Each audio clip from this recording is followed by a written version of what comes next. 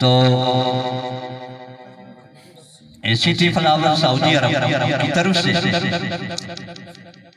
Saudi अरब city flower Saudi अरब मेमरान की तरफ से पेश खिदमत प्रोग्राम जो है बराए साले सवाब उनकी ख्वाहिश पे पसंद पे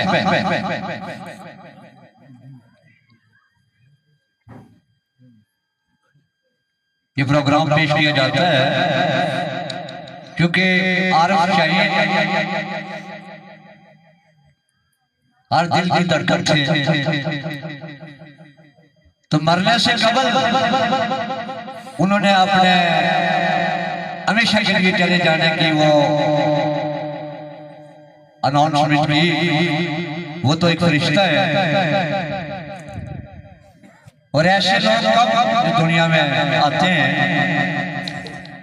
तो वहां सऊदी अरब में भी सभी जो है अपना दर्द का इजहार करते हैं कि आमना मुड़ मुड़, यानी वो प्यार अखलाक जब याद आता है, आमना मुड़ मुड़ याद आवे पहले रोज लाड प्यार थारो ओ छोड़े